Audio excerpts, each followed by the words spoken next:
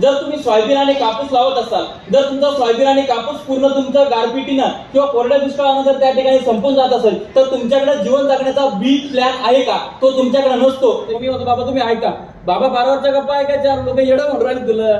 कोण सोयाबीन लावली का कधी? सोयाबीन पेरत असतात. कोण सोयाबीन 2 फुटावर लावली का कधी? आज आपल्या बापावर जी वेळ आलेली ती या व्यवस्थेमुळे आलेली, व्यवस्थेतील चुकीच्या लोकांमुळे आलेली. हे परखडपणे बोलणं सुद्धा आज गरजेचं आहे. प्रत्येक शेतकऱ्याने जर उत्पादन खर्च लिहिला तर त्याला कळेल की आपण जी शेती करतोय ती शेती करत असताना आपलं पूर्ण कुटुंब त्या शेतीमध्ये राबतंय. आपलं पूर्ण कुटुंब त्या शेतीमध्ये राबत असताना आपली मोलमजूर तर निघतच नाही, परंतु आपल्या शेतीचं भाडं सुद्धा निघत नाही. ही वस्तुस्थिती आहे, ही आपल्याला स्वीकारावी लागेल. शिक्षणाची गंगा खेड्यापाड्यावर वाड्या वस्त्यावर पोहोचली. कृषी, कृषक आणि कृषक पुत्र हा ज्यांच्या जीवनाचा आलेख होता, जीवनाचा परिघय होता, उभी हयात त्यांनी शिक्षण आणि कृषी या 2 क्षेत्रासाठी समर्पित केली. असे स्वतंत्र भारताचे प्रथम कृषी मंत्री डॉक्टर पंजाबराव उपाख्य भाऊसाहेब देशमुख यांना सर्वप्रथम विनम्र अभिवादन करतो. मंचावर उपस्थित आमचे मार्गदर्शक आणि गुरुवर्य आदरणीय डॉक्टर उंदीरवाडे सर आणि आमचे सिनियर जे की आमचा माजी विद्यार्थ्यांचा सुसंवाद कार्यक्रम या ठिकाणी आयोजित करण्यात आलेला आहे. खऱ्या अर्थानं उंदीरवाडे सर ही आमच्यासाठी सुवर्ण संधी आपण या ठिकाणी उपलब्ध करून दिली. आणि जेव्हा मला फोन आला की तुम्हाला अशा अशा विषयावर अशा अशा ठिकाणी बोलायचं आहे आणि माजी विद्यार्थ्यांचा हा एक सुसंवाद कार्यक्रम आहे, त्यावेळेस आपण ज्या विद्यापीठामध्ये शिकलो, ज्या विद्यापीठामध्ये घडलो आणि त्या विद्यापीठामध्ये आपल्याला एक प्रमुख वक्ता म्हणून या ठिकाणी बोलण्याची संधी मिळत असेल तर यापेक्षा सुवर्ण एक आयुष्यामध्ये कुठला असू शकतो असं मला वाटत नाही. सर्वप्रथम मी तुम्हाला माझा परिचय देतो. हिवरागडलिंग या छोट्याशा खेडेगावात जन्मलेला मी. गाव छोटा असल्यामुळं, शिक्षणाच्या व्यवस्था नसल्यामुळं मामाच्या घरी शिकून आणि तिथंच 12वी झाल्यानंतर नागपूर सारख्या कृषी महाविद्यालयामध्ये माझा त्या ठिकाणी नंबर लागला आणि नागपूरला मी BSc ॲग्रीचं शिक्षण घेत असताना मुळामध्ये माझी जी जडणघडण आहे ती शेतकरी चळवळीमध्ये झाली. त्यामुळं मोर्चे, आंदोलनं, शेतकऱ्यांचे प्रश्न हे मला नवीन नव्हते. त्यामुळं ती एक चीड माझ्यामध्ये उपजतच होती. वडील कर्जबाजारी शेतकरी, त्यामुळं आपण या शेतीसाठी काहीतरी केलं पाहिजे, आपण या व्यवस्थेच्या विरुद्ध शेतकऱ्यांसाठी लढा उभा केला पाहिजे, हे तुंगाड मी माझ्या मनामध्ये बांधलेली होती. आणि तेच डोक्यात ठेवून की बा आपल्याला BSc ॲग्रिकल्चर जरी आपण झालो किंवा पुढे जरी आपल्याला शिकायची गरज पडली तरी सुद्धा आपण नोकरी करायची नाही, आपण शेतीमध्ये काहीतरी वेगळं करायचं आणि शेतीच्या प्रश्नांना वाचा फोडायची. आता हे करत असताना आपणा सर्वांना शरद जोशी हे नाव माहिती आहे की ज्यांनी भारतातला शेतकरी, जो की शेताच्या बांधावर राबराब राबणारा शेतकरी, तर या व्यवस्थेविरुद्ध लढा पुकारणारा योद्धा शेतकरी, ही शेतकऱ्याची इमेज ज्या माणसामुळे निर्माण झाली ते भाऊसाहेबांनंतर दुसरं व्यक्तिमत्व म्हणजे शरद जोशी साहेब. त्यांच्या चळवळीमध्ये सुद्धा मी लहानपणी त्या ठिकाणी माझं जडणघडण झाली असल्या कारणानं या सगळ्या गोष्टी बदलल्या पाहिजे. परंतु त्या चळवळीतनं जे आपले शेतीचे प्रश्न आहेत त्याला मलमपट्टी करण्याचं काम होतंय. कारण की कुठला तरी एखादा प्रश्न उद्भवल्यानंतर त्यानंतर आंदोलन होतंय, त्यानंतर मोर्चा होतो आणि नंतर तो प्रश्न सुटल्यानंतर परत शेतकरी त्यांच्या कामाला जातात, नेते त्यांच्या कामाला जातात, परंतु परमनंट सोल्युशन आम्हाला भेटत नाही. ते परमनंट सोल्युशन जर आपल्याला पाहिजे असेल तर आपल्याला 2 त्या ठिकाणी स्तरावर काम करणं गरजेचं आहे. एक पहिलं म्हणजे की या देशाला स्वतंत्र होऊन 75 वर्ष झालेली आहेत आणि या 75 वर्षापासून म्हणजे आपण गाव खेड्यापासून आपल्याला पत्रव्यवहार करायला लागायचा, त्या पत्रव्यवहारापासून तर आपण लँडलाईनचे फोन, त्यापासून तर आपण आपले मोबाईल, साधे बटनाचे मोबाईल, त्यानंतर आपण अँड्रॉइड स्वीकारलं. इतकी प्रगती आपण झपाट्याने केली. परंतु या 70 वर्षामध्ये शेतकऱ्यानं फक्त एकच गोष्ट केली की बा पेरायचं आणि काढायचं आणि विकायचं, पेरायचं, काढायचं आणि विकायचं. तर याच्यामध्ये कुठेतरी बदल झाला पाहिजे. शेती हा आपल्या पूर्वजांनी आपल्याला व्यवसाय म्हणून दिलेला आहे. आपली जी डिग्री आहे, जे आम्ही BSc ॲग्रिकल्चर करतोय, कृषी पदवीचं शिक्षण घेतोय, या खऱ्या अर्थानं सर ही शोकांतिका होती की कृषी प्रधान भारतामध्ये कृषीचं शिक्षण हे व्यावसायिक नव्हतं. त्याच्यासाठी सुद्धा एक लढा उभा करावा लागला. त्या लढ्यामध्ये पुन्हा फुलाची पाकळी मी सुद्धा योगदान देऊ शकलो आणि त्याच्यामध्ये आज आपली आता प्रोफेशनल डिग्री आहे, व्यावसायिक आपलं शिक्षण आहे. परंतु याही गोष्टीकडे त्या ठिकाणी विचार करण्याची गरज आहे की कृषीचं शिक्षण घेतलेलं किती कृषी पदवीधारक हे शेतीमध्ये आहेत. हा सुद्धा आकडा जर आपण बघितला तर तो भयभीत करणारा आहे. मुळामध्ये जो आपला शेतकरी आहे, गावगाड्यातला शेतकरी आहे, मुळामध्ये मी या ठिकाणी शेती आणि शेतकऱ्यांचं अर्थकारण या विषयावर बोलण्यासाठी आलेलो आहे. आता तुम्ही वेगवेगळ्या अर्थतज्ञांच्या शेतीबद्दलचं आर्थिक मत न्यूजवर किंवा वेगवेगळ्या ठिकाणी ऐकलं असेल. ते ऐकल्यानंतर तुम्हाला नक्कीच झोप आली असेल. त्या पद्धतीचं मी काय तुमच्यासमोर मांडणार नाही. तुम्ही जे जगता भोगता आणि त्यामधून तुम्ही 2 पैसे कसे मिळवू शकता याबद्दल मी तुमच्यासमोर माझ्या स्वतःचा अनुभव मी तुमच्यासोबत शेअर करणार आहे. नमस्कार, मी ज्ञानेश्वर खरात पाटील. असं बऱ्याच वेळेस तुम्ही युट्यूबला आपल्या बघितलं असेल, कारण की युट्यूबला कसं असतं, आजकाल लोकांना वेळ खूप कमी असतो. जरा घेतलं जातो मी अर्धा पाऊण तास, वेळ खूप कमी असतो, पॅकिंगचा जमाना आहे. त्यामुळे युट्यूबला आपल्याला बोलत असताना शॉर्ट बट स्पीड लोकांना द्यावं लागतं. पण त्यामुळे आता शेती आणि शेतकऱ्याचं अर्थकारण सांगत असताना माझा स्वतःचा अनुभव, जेव्हा बीएससी ऍग्रिकल्चर झाल्यानंतर गावाकडे गेलो, गावाकडे गेल्यानंतर घरचे दाचे म्हणत होते बाबा काहीतरी कॉम्पिटिटिव्ह कर किंवा एखाद्या चांगला वक्ता आहे, बोलू शकतो, लोकांना कन्व्हिन्स करू शकतो, एखाद्या कंपनीमध्ये तुला चांगल्या पगाराची नोकरी मिळेल. परंतु मला ते करायचं नव्हतं. शेतीमध्ये उतरलो. शेतीमध्ये उतरल्यानंतर आपला जर विदर्भाचा जर भाग आपण बघितला तर आपल्याकडे प्रमुख 6 कापूस उत्पादक जिल्हे आहेत. म्हणजे मोठ्या प्रमाणात कापसाची शेती आपल्या इकडे केल्या जाते.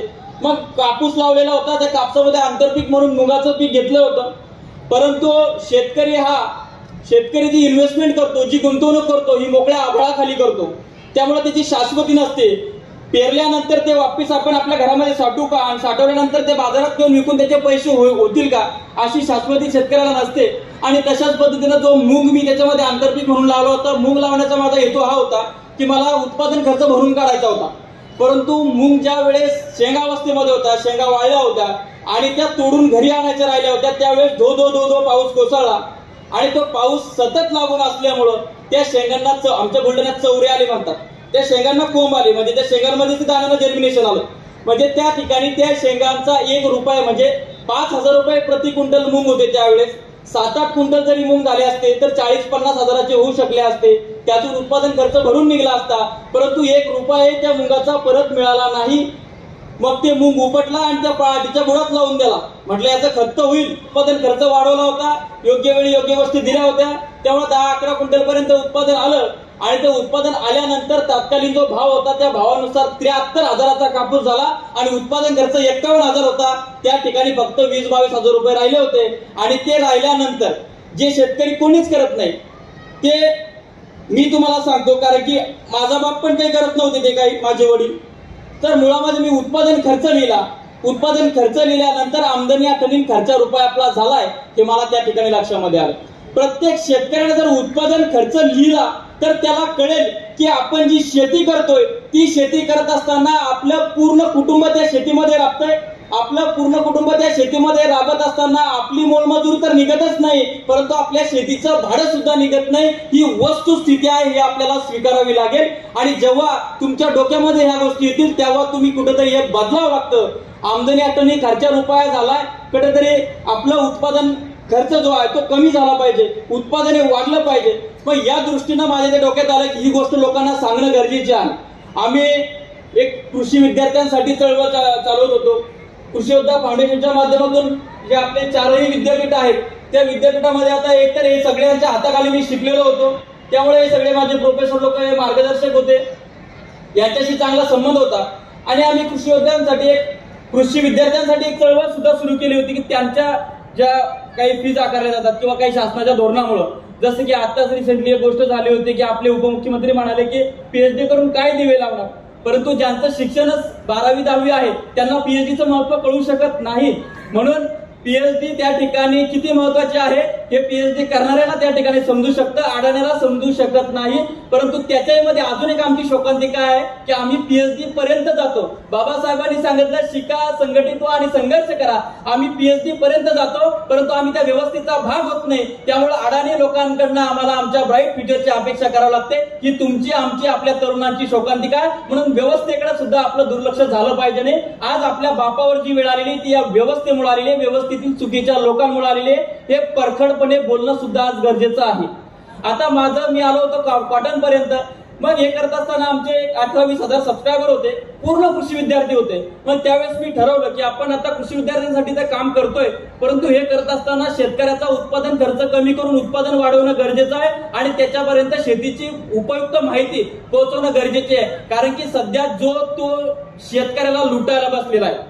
उत्पादन खर्च कशा, आता तुम्हाला काही वेगळं सांगण्याची गरज नाही, तुम्ही सगळेजण या ठिकाणी बसलेले आहात. आणि विशेष म्हणजे आपण आपलं विदर्भ जे आपले जे 11 जिल्हे आहेत, आपलं जे कार्यक्षेत्र आहे, त्याच्यामध्ये मोठ्या प्रमाणात कापूस आणि सोयाबीनचं पीक आता घेतलं जातं. मग हे सोयाबीनचं पीक घेत असताना मग पहिला मला कापसामध्ये अपयश आलं, ही माझी अपयश गाथा होती. परंतु सोडून देऊन चालत नसतंय. मग म्हटलं आता आपण काहीतरी सोयाबीन करू. त्यावेळेस महात्मा फुले कृषी विद्यापीठाचं एक वाण आलं होतं, फुले संगम. त्या फुले संगम वाणाचं मी जरा त्याचे वैशिष्ट्य वाचले. ते वैशिष्ट्य वाचल्यानंतर मग जरा सोयाबीनचं आपल्या इकडचं तंत्रज्ञान बघितलं. तर आपल्या सोयाबीनमध्ये काय आहे, आपला कृषी विभाग आपल्याला सांगतो की आपण 30 किलो बियाणं सोडलं पाहिजे. मग त्या बियाण्याचं जर्मिनेशन जर 95% असेल तरी सुद्धा 30 किलोच ते का सोडावं. मुळामध्ये ह्या गोष्टी जेव्हा मग मी ती सोयाबीन पेरली, सोयाबीन पेरल्यानंतर फुले संगम KDS 724 हे जे वाण होतं, हे वाण फुटवे करणारं होतं. आता फुटवे करणारं वाण असल्यास त्याला 2 ओळीमध्ये अंतर देणं गरजेचं होतं, 2 झाडामध्ये सुद्धा अंतर देणं गरजेचं होतं. मग त्या ठिकाणी मी ते टोकन केलं होतं. टोकन जेव्हा केलं, 2 फुटावर सोयाबीन टोकन केली, त्यामुळे अख्ख्या गावानं मला येडं म्हटलं होतं, येडं. आणि जो प्रयोग करतो त्याला लोक वेडेच म्हणतात. परंतु एवढं लक्षात ठेवा, इतिहास वेडेच घडवतात. हे एडिसनच्या विद्यार्थ्या उदाहरणावर तुम्हाला माहिती आहे. परंतु ज्या वेळेस मी ते सोयाबीन तशा पद्धतीनं केलं, माझे वडील, दुर्दैवाने माझे वडील आज हयात नाहीत, परंतु ज्या वेळेस फर्स्ट टाइम मी सोयाबीनची शेती करत होतो आणि बाबा मला मध्ये टोकत होते. मी म्हणतो बाबा तुम्ही ऐका, बाबा 12 वर्षाच्या गप्पा ऐकायच्या, लोक येडं म्हणून राहिले तुला. कोण सोयाबीन लावली का कधी, सोयाबीन पेरत असतात, कोण सोयाबीन 2 फुटावर लावली का कधी. पण म्हटलं बाबा तुम्ही शांत बसा, होतंय आपण करू. आणि तशा पद्धतीनं योग्य वेळी खत व्यवस्थापन, योग्य ते खत व्यवस्थापन. सोयाबीनला काय लागतंय, कधी तिला स्फुरतची गरज आहे, कधी तिला नत्राची गरज आहे, कधी तिला पालाची गरज आहे, हे मी ते देत गेलो. माझे अनुभव मी युट्यूबला सुद्धा शेअर करत गेलो. त्यामुळे लाखो, आज 1,65,000 लोक आपल्याला फॉलो करतात युट्यूबला आणि मिलियन लोक आपल्याला युट्यूबला बघतात. हे तर मी तुम्हाला फॉलोअर सांगितले. हे कशामुळे झालं की एक तर कर्जबाजारी शेतकऱ्याचा मुलगा आहे. शेतकऱ्यांना काय पाहिजे, शेतकऱ्यांना जे पाहिजे तेच आपण बोलतोय, तेच आपण त्यांच्या समोर मांडतोय. त्यामुळे अगदी सोप्या भाषेमध्ये सोयाबीनचं असेल, कापसाचं असेल, इतर पिकांचं असेल, ते तंत्रज्ञान आपण त्यांच्यापर्यंत मांडत गेलो. आता या सोयाबीनमध्ये आपण पुढे आलोय, मोठ्या प्रमाणामध्ये सोयाबीनचं उत्पादन आता झालंय. त्याच्यामुळे आपण आता सोयाबीनचा विषय जर घेतला तर तो केंद्र शासनाशी निगडीत येतो. तुमच्या सोयाबीनला भाव नाही. जर 6,000 रुपये प्रति क्विंटल तुमच्या सोयाबीनला भाव मिळाला तर तुमचा उत्पादन खर्च भरून निघणार आहे. 6,000 तुमच्या सोयाबीनला भाव मिळत नाही, 45 रुपये प्रति क्विंटल तुमच्या सोयाबीनला भाव आहे. सरकारला आपण मायबाप म्हणतो, त्यामुळे ते कर्मचाऱ्याचं, उद्योगपत्याचं, शेतकऱ्याचं असं तिघांचं सुद्धा मायबाप आहे. त्यामुळे ते फक्त तुमच्यासाठी काम करू शकणार नाही आणि तुमच्यासाठी काम करू शकणार नाही म्हणजेच तुमची माती होणार आहे. परंतु तुम्ही शेतीला जर व्यवसाय म्हणत असाल तर व्यवसाय ही 24 तासाची नोकरी आहे. त्या दृष्टीने तुम्हाला शेतीकडे बघावं लागेल. आता मुळामध्ये तुम्ही म्हणताल की आता 45 रुपये क्विंटल सोयाबीन आहे, याच्याकडे काय व्यवसाय म्हणून बघायचं. परंतु आमच्या फाउंडेशनच्या माध्यमातून आम्ही दरवर्षी कृषीयोद्धा सन्मान सोहळा आयोजित करत असतो. त्या माध्यमातून मी युट्यूब चॅनलच्या माध्यमातून महाराष्ट्रभर फिरून ज्या काही शेतकऱ्यांच्या यशोगाथा घेत असतो, त्यातून मला असे काही मोजके 5-10 शेतकरी मी हुडकत असतो की बुवा यांचा आपल्या लोकांना काहीतरी फायदा झाला पाहिजे, म्हणून आपण त्यांना तो सन्मान देत असतो आणि त्यांच्या ज्या स्टोऱ्या असतात ते आपण एलईडीवर लोकांना दाखवत असतो. मग तशा पद्धतीनं ते काय शेतकरी आहेत. तर मागच्या वर्षी आम्ही एक निरंजन पोटे हिंगोली जिल्ह्यातले शेतकरी होते, त्यांनी 10 शेतकरी एकत्र केले आणि एकत्र केल्यानंतर त्यांनी सोयाबीन पासून पनीर आणि सोयाबीन पासून गुलाबजाम बनवले. एबीपी माझ्यापासून सगळ्या चॅनलला त्यांना प्रसिद्धी दिली. म्हणजे मुळामध्ये सोयाबीन मध्ये प्रोटीन पर्सेंटेज मोठ्या प्रमाणामध्ये आहे आणि त्याचा जर आपण चांगला फायदा जर घेऊ शकलो तर आपल्याला त्यापासून आपण उपपदार्थ बनवू शकतो. परंतु आमचं काय झालंय, फक्त पेरायचं आणि काढायचं आणि काढल्यानंतर मार्केटला देऊन विकायचं आणि मार्केटला सुद्धा भाव ठरवायचा अधिकार आम्हाला नाही. हे आमचं सगळ्यात मोठं दुःख आहे. परंतु 75 वर्षामध्ये आपण थोडेही बदललो नाही. मध्यंतरी छत्रपती शिवाजी महाराजांच्या काळामध्ये धोरण होतं उत्तम शेती, मध्यम व्यापार आणि कनिष्ठ नोकरी. परंतु आता ते आपण उलट करून टाकलंय. जे उत्तम शेती, मध्यम व्यापार आणि कनिष्ठ नोकरी आता उत्तम झालेली आहे. बरोबर, ती उत्तम झाल्यामुळं साध्या आमच्या कृषी सहाय्यक दादाला सुद्धा 9 लाख रुपये आमच्या बुलढाणा जिल्ह्यामध्ये हुंडा दिला जातो. विचार करा तुम्ही, 9 ते 10 लाख रुपये. मी हे समाजातलं वास्तव मांडतोय. त्याच्यामुळं नोकरीला प्रचंड प्राधान्य आम्ही दिलेलं आहे आणि व्यापार हा जिथच्या तिथंच राहिला आणि शेवट आमची शेती गेलेली आहे. मग या शेतीचं दुर्दैव असं की समजा मला जर माझ्या वडिलांना जर 2 मुलं असते, मी समजा एकटाच आहे, पण मला जर एखादा भाऊ असता तर माझ्या वडिलांनी मला शिक म्हटलं असतं आणि माझ्या भावाला जर काही येत नसतं त्याला शेतामध्ये राबवलं असतं. म्हणजे ज्याला काही येत नाही त्याला आपण शेतीत घालतोय. शेती ही अडाण्याची नाही. शेतीत तुम्ही जितकं खोल जाल तितका मोठा विषय तो आहे. त्यामुळं आता हे मला माझ्यावर टीका झाली तरी चालती, परंतु दुर्दैवानं अडाण्यांची संख्या शेतीमध्ये वाढलेली आहे. त्यामुळे उत्पादन खर्च मोठ्या प्रमाणात वाढला आणि शेती फायद्याची नाही. शेती फायद्याची करायची असेल तर या सगळ्या गोष्टीवर आपल्याला काम करावं लागेल. मुळामध्ये काय आहे की मी तुम्हाला जे सगळं सांगतोय ते शेतकऱ्याचे नाव घेऊन प्रॅक्टिकल सांगतोय. स्वप्नील सुरडकर नावाचा माझ्याच वयाचा BSc ऍग्रिकल्चर झालेला शेतकरी आहे चिखली तालुक्यातला बेराळा गावचा. तर त्या शेतकऱ्यानं काय केलं, त्याचं रोडवर शेती आहे, टरबूज लावतो, वॉटरमेलन. टरबूज लावल्यानंतर व्यापारी त्याच्याकडनं 3 रुपये किलो प्रमाण न्यायचे, 3 रुपये किलो प्रमाण. आणि त्याच्यापासून चिखली ही फक्त 10 किलोमीटर अंतरावर आहे. म्हणजे 3 रुपये किलो प्रमाणे नेलेलं टरबूज तुमचं 10 किलोमीटर गेल्यानंतर त्याचा भाव 25 रुपये किलो होत होता. आणि ज्यांचा शेतीचा काहीच संबंध नाही ते आमच्या 3 रुपये किलोवर तब्बल त्या ठिकाणी 22 रुपये किलो मागं कमवतात. म्हणून ते ऐशोआरामात जगतात. आम्ही राबतोय, घाम गाळतोय, आमचं काहीच खरं नाहीये. आमचं खरं का नाहीये तर आम्ही विकायला शिकलो नाही.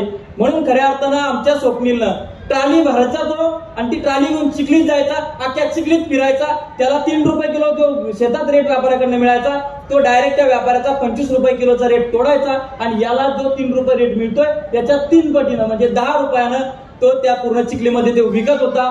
आणि चिखलीमध्ये विकत असताना बरेचसे जे बसलेले दलाल जे असतात, आपलं सरकार सातत्यानं दलाली कमी करण्याचा प्रयत्न करतोय. परंतु ती दलाली कमी करणं म्हणजे काय की ती गोष्ट आपण घेणं आणि आपण ते मार्केटिंग करणं ते गरजेचं असतं. आता ते स्वप्नीलनं केलं. त्यानंतर आता परवाची घटना आहे, मी माझ्याकडे त्या मुलाचं नाव लिहून आणलेलं आहे, त्याने मला कॉन्टॅक्ट केला होता. चेतन बेलसर, मांजरा म्हसला नावाचा शेतकरी आहे, युवा शेतकरी, नांदगाव खंडेश्वर, जिल्हा अमरावती. पपईचे आता खूप रेट पडलेले आहेत. मग त्या मुलांना तशाच पद्धतीनं मी अशा स्टोऱ्या टाकत असतो. मग त्यांना आपल्याला प्रभावित होऊन की आपण आपली पपई डायरेक्ट अमरावतीच्या मार्केटमध्ये नेऊन विकू. आणि तशा पद्धतीने अमरावतीच्या मार्केटमध्ये तो गेला आणि ते गेल्यानंतर तो त्या ठिकाणी विकायला लागला. परंतु आजूबाजूचे जे दलाल होते ते दलालांना ते सहन झालं नाही आणि सहन न झाल्यामुळे त्या मुलावर त्यांनी हल्ला केला. हल्ला केल्यानंतर तर त्या ठिकाणी सुद्धा आपल्याला एकजूट दाखवणं गरजेचे असते. एकीकडे सरकार म्हणतं की शेतकरी ते ग्राहक थेट विक्री झाली पाहिजे, पण दुसरीकडे अशी थेट विक्री करत असताना जर हल्ले होत असतील तर हे दुर्दैव आहे आणि त्यासाठी आपण सगळ्यांनी एकवटलं पाहिजे. आम्ही त्याच्यानंतर त्या भागातले एक शेतकऱ्यांसाठी लढणारे फायर ब्रँड नेते बच्चू कडू साहेबांशी माझं बोलणं झालं. म्हटलं कडू साहेब, आपण विधानसभेमध्ये खूप विधानसभा गाजवता शेतकऱ्यांवरना, ह्या गोष्टी जर आपल्या अमरावती होत असतील तर हे दुर्दैव आहे. मग अशा पद्धतीने या तिसरं उदाहरण मी तुम्हाला सांगतो की भाजीपाला उत्पादक शेतकरी सुद्धा आपल्या एकदम मोठ्या प्रमाणामध्ये आहेत. आपण काय करतो, आपली आई बाप आपलं पुत्र सुद्धा शेतात काम करतो, हो, आपली आजी आजोबा सगळेजण आम्ही शेतामध्ये काम करतो आहोत. पण ते काम करत असताना आपण भाजीपाला लावतो. तो भाजीपाला लावत असताना आपण संध्याकाळी 7-8 वाजेपर्यंत आपली भाजी उपटण्यात जाते, टोमॅटो तोडण्यात जातात, वांगे तोडण्यात जातात. मग ते वांगे सुकू नये, खराब होऊ नये म्हणून आपण त्या ठिकाणी त्याला बोंदऱ्यानं झाकणं, त्याला ओलं करणं, त्या बऱ्याचशा गोष्टी करत असतो. आणि ते केल्यानंतर दुसऱ्या दिवशी सकाळी 4 वाजता आपला बाप उठतोय आणि महाराष्ट्राचं जे जवळचं मार्केट आहे म्हणजे एवढ्या कडाक्याच्या थंडीमध्ये गाडीवर आपलं पूर्ण भाजीपाला त्या ठिकाणी घ्यायचा आणि त्या मार्केटला जायचं. त्या मार्केटला गेल्यानंतर त्या ठिकाणी सुद्धा दलाल बसलेले असतात. ते दलाल काय करतात, आपल्याकडनं 2 रुपये 3 रुपये किंवा रुपया जुडी प्रमाणे किंवा त्या किलो प्रमाणे किंवा तशा पद्धतीच्या कॅरेट प्रमाणे आपला भाजीपाला ते घेऊन टाकतात, आपल्याला पट्टी करून देतात. मग आपलं सुद्धा ट्रान्सपोर्टचं सुद्धा भाडं निघत नाही. ही वस्तुस्थिती आहे, ही प्रत्येक जण जगतोय आणि प्रत्येक शेतकऱ्याला अनुभव आलेला आहे. परंतु त्याच ठिकाणी तुम्हाला दुसरी बाजू जर सांगायची झाली तर आपला जो आपण एवढा घाम गाळून पिकवलेला माल आहे तो माल जेव्हा आपण मार्केटमध्ये जातो, आम्ही सकाळी 4-4 वाजता जाऊन सर आपल्या युट्यूबला व्हिडिओ आम्ही स्टोऱ्या केलेल्या आहेत. मग ज्यावेळेस मग ती पुढची गोष्ट जी आहे की तो एक दलाल असतो, तो दलाल आपल्याकडनं आपला भाजीपाला घेतो. तो दलाल ज्या बसून विकणाऱ्या महिला असतात त्यांना तो विकतो. आणि मग त्या महिलांना जर त्याने 1 रुपया जुडी घेतली असेल तर त्याला 4-5 रुपये जुडी त्या ठिकाणी विकतात आणि ती विकल्यानंतर ती बाई मग बाजारामध्ये येते, बाजारामध्ये बसून ती बाई 10 रुपये जुडी विकते. 10 रुपये जुडी विकत असताना 1000-1500 रुपये तिचे होईपर्यंत थांबते, बाकीच्या जुड्या घेते, तिच्या कॉलनीत जाते, कॉलनीतल्या इतर बायाला वाटते आणि उरलं सुरलं बकऱ्याला खाऊ घालते. म्हणजे काबाड कष्ट आपण करायचे, घाम आपण करायचा, म्हणजे मेहनत करे मुर्गा अंडा खाय फकीर अशी आपली परिस्थिती झालेली आहे. परंतु बदलायचं असेल जेव्हा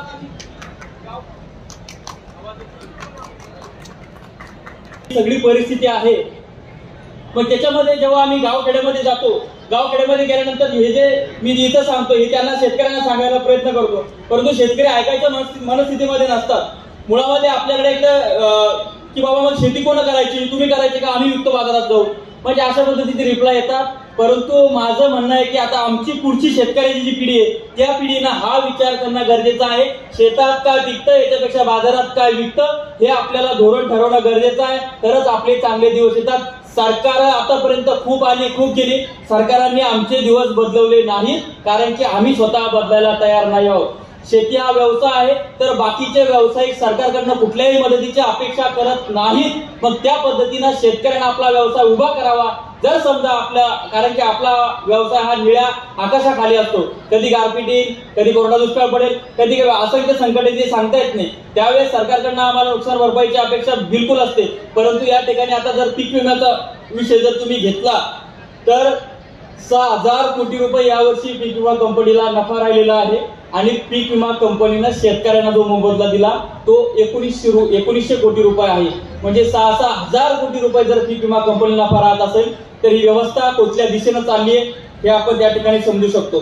त्यानंतर आता आपण शेती पूरक व्यवसाय जोपर्यंत आपण करत नाही, शेती पूरक व्यवसायातून आपलं अर्थकारण जोपर्यंत चालत नाही तोपर्यंत आपली शेती फायद्याची होऊ शकत नाही. जर तुम्ही सोयाबीन आणि कापूस लावत असाल, जर तुमचा सोयाबीन आणि कापूस पूर्ण तुमच्या गारपिटीनं किंवा कोरड्या दुष्काळानं जर त्या ठिकाणी संपून जात असेल तर तुमच्याकडे जीवन जगण्याचा बी प्लॅन आहे का, तो तुमच्याकडे नसतो. मग तुम्ही दोरी घेता, लटकून जाता आणि मग परत एकदा विदर्भामध्ये 3.5 लाखापेक्षा जास्त आत्महत्या झाल्या, त्याच्यामध्ये अजून एका आत्महत्येची भर पडते. यानं दिवस बदलणार नाहीत. आत्महत्या करणं खूप सोपं आहे, जीवन जगणं खूप कठीण आहे. म्हणून त्या ठिकाणी आता आमचे तुम्ही जर खामगाववरनं चिखलीला जात असताना सह्याद्री कृषी पर्यटन लागतं. अमोल साठे आणि पवन साठे हे 2 बंधू आहेत. 18 एकर जमीन, पराड्याची जमीन, तिच्यावर शेती होऊ शकत नव्हती, परंतु त्या शेतीमध्ये त्यांनी कृषी पर्यटन उभं केलं, सह्याद्री कृषी पर्यटन, आणि त्या कृषी पर्यटनाच्या माध्यमातून आज एक चांगला उत्तम व्यवसाय ते करू शकतात. म्हणून शेतकऱ्यांनी कृषी पर्यटनाकडे पण सुद्धा बघणं गरजेचं आहे. चिखलीजवळ आमचे मोहनभाऊ जगताप म्हणून आहेत, त्यांचं सुद्धा कृषी पर्यटन आहे. मला वाटतं विद्यापीठामध्ये मोहनभाऊ असतील, अमोलभाऊ साठे असतील, पवनभाऊ असतील येतात आणि विदर्भामध्ये हे कृषी पर्यटन सुरू करणारे ते पहिले शेतकरी आहेत. त्यामुळे कृषी पर्यटनामध्ये कृषी विद्यार्थ्यांनी जर उतरलं तर एक चांगला आपण खूप मोठा त्याच्यामध्ये क्रांती करू शकतो. आज आपण जागतिक लेवलवर जर बघितलं तर ॲग्रो टुरिझम आपण ज्याला म्हणतो त्याच्या माध्यमातून एक खूप मोठा त्या ठिकाणीचा त्या भोवताली अर्थकारण दडलेला आहे. त्यानंतर आम्ही काय करतो, आजकाल रील स्टार भरपूर झालेत, मी पण करत असतो, पण रील करत असताना आपल्याकडनं मॅसेज हा पॉझिटिव्ह केला पाहिजे, शेतकऱ्यांना प्रेरणा मिळाली पाहिजे, स्फूर्ती मिळाली पाहिजे. आम्ही काय करतो, आता माझ्या वयाच्या तरण्या पोरांना जर का रील करायची ठरवलं की आमचा टोमॅटो तुम्ही 1 रुपया करून विकत घेता आणि त्यापासून बनवलेलं केचप आम्हाला 100 रुपयात विकता, आमच्याकडनं घेतलेला टोमॅटो तुम्ही रुपया किलो घेता, त्यापासून बनवलेले 10 ग्रॅम चिप्स तुम्ही 20 रुपयात विकता, आमच्याकडनं ज्या काय गोष्टी तुम्ही घेता आणि त्या तुम्ही जेव्हा पॅक करता आणि विकता. मला काय म्हणायचंय, आपला देश कृषी प्रधान आहे आणि लोकशाही प्रधान देश आहे. या माझ्यासारख्या तरण्या पोराचे कोण हात बांधलेत चिप्स बनवायला, माझ्यासारख्याचे कोण केचप करायला हात बांधलेत. विलासांना शिंदे कोण आहे, सह्याद्री आमचे अध्यक्ष जे आहेत सर्वेसर्वा ते विलासांना शिंदे कोण आहेत, ते आपल्यासारखा शेतकऱ्याचा मुलगा आहे, मग ते करू शकतात तर आपण का करू शकत नाही, हा प्रश्न आपल्याला त्या ठिकाणी पडला पाहिजे. त्यानंतर बोलण्यासारखं बरंच आहे, परंतु आज सगळ्यात महत्त्वाचा विषय आहे की देशाला स्वतंत्र होऊन 75 वर्ष झालेत, पण तरी सुद्धा इथला शेतकरी आत्मनिर्भर झालेला नाही. त्यामध्ये व्यवस्थित चूक तर आहे, पण तितकीच चूक शेतकऱ्याची सुद्धा आहे, कारण की तो पिकवायला शिकलेला आहे, विकायला त्या ठिकाणी शिकला नाही. त्यानंतर आता ऑर्गॅनिकचं पण एक मोठं त्या ठिकाणी मोठमोठे शहरातले जे व्यावसायिक लोक आहेत, श्रीमंत लोक आहेत, तर त्यांना जे पॅकिंगचं खाण्याची सोय आलेली आहे किंवा त्यांना आपण सेंद्रिय खाल्लं पाहिजे, जास्त दिवस आपण जगलो पाहिजेत, आपण हेल्दी राहिलो पाहिजेत. तर यासाठी ते सेंद्रिय शोधत असतात. तर मग ह्या सुद्धा संधी आपल्याला आहे की आपण त्यांना सेंद्रिय त्या ठिकाणी देऊ शकतो. तर ते सेंद्रिय कसं देऊ शकतो, तर आपलं डॉक्टर पंजाबराव देशमुख जैविक शेती मिशन आहे, ते मला असं वाटतं की पूर्ण विदर्भामध्ये काम करतंय. त्या माध्यमातून आपण जर त्या जैविक शेती मिशनला जर जॉईन झालो तर आपल्याला आपल्या शेती ही जैविक करता येईल. पहिले सुरुवातीला 2 वर्ष आपल्याला थोडं संघर्षाचे जातात, पण मग 3ऱ्या वर्षी आपल्याला सर्टिफिकेट मिळतं आणि त्या सर्टिफिकेटच्या माध्यमातून आपण चांगल्या पद्धतीने आपली सेंद्रिय शेती करून त्या सेंद्रिय शेतीच्या माध्यमातून हवा तो हमीभाव, हवा तो तुम्हाला सेंद्रिय जर तुम्ही दिलं प्रामाणिकपणे तर तुम्हाला कितीही पैसे मोजायला लोक तयार आहेत. परंतु त्याच धर्तीवर शेतकऱ्याला याचा लाभ होत नाही, परंतु जे इतरत्र ज्यांचा शेतीशी काही संबंध नाही ते शेतकऱ्याचा रासायनिक माल विकत घ्यायचा, काही जैविक शेतकऱ्यांचे सर्टिफिकेट घ्यायचे आणि त्या माध्यमातून शहरी लोकांना फसवण्याचं काम सुद्धा सुरू आहे. त्यामध्ये आपण जर प्रामाणिक राहिलो तर आपल्याला त्या ठिकाणी चांगलं यश त्या ठिकाणी मिळू शकतं.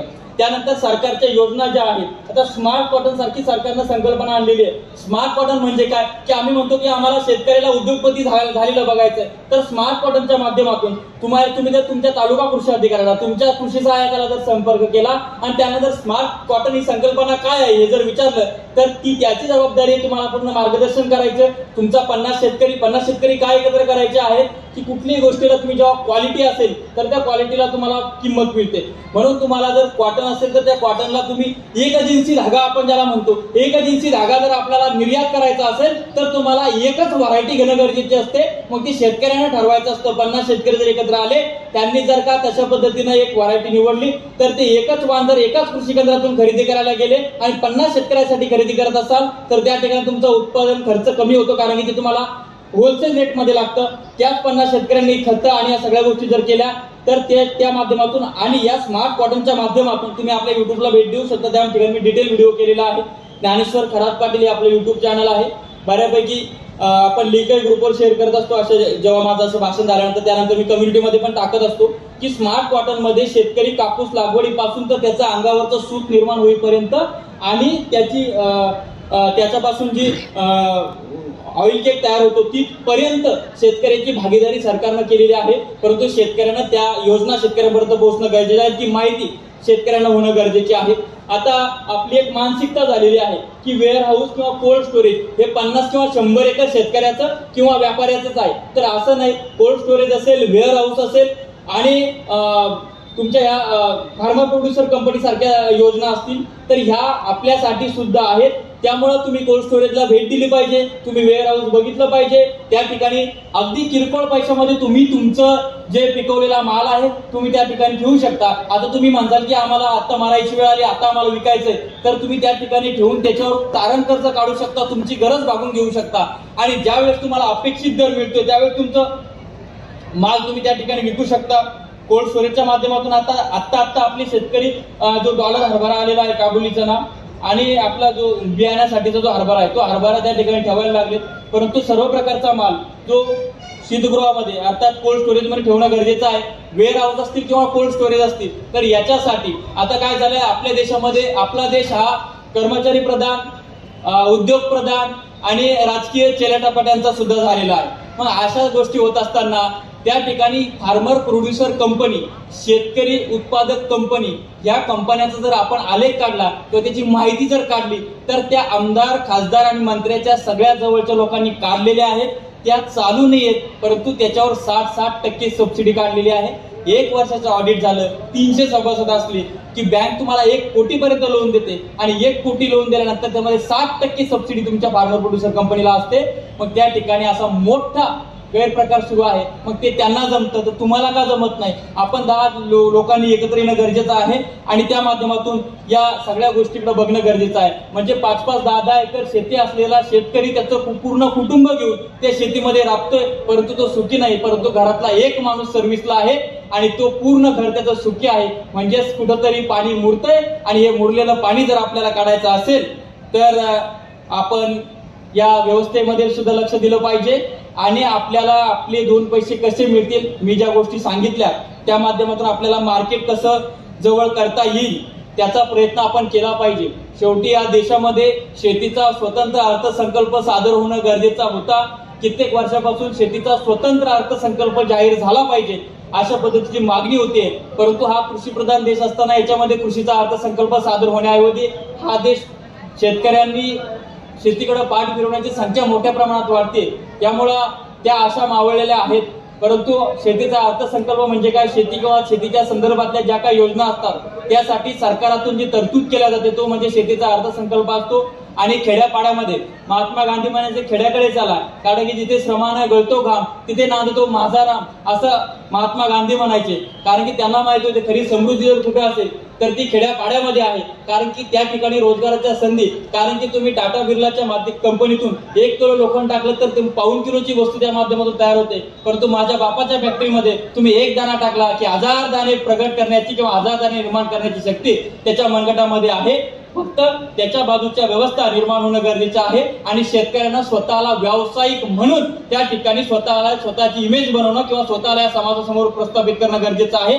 जोपर्यंत तुम्ही तुमच्या मालावर तुमची किंमत टाकणार नाही तोपर्यंत हा समाज तुमची किंमत करणार नाही, एवढंच बोलतो। आणि या एवढ्या सुंदर कार्यक्रमामध्ये मला बोलवलं आणि मला या ठिकाणी बोलण्याची संधी दिली, मान सन्मान दिला, त्याबद्दल मी विद्यापीठाचा ऋणी आहे।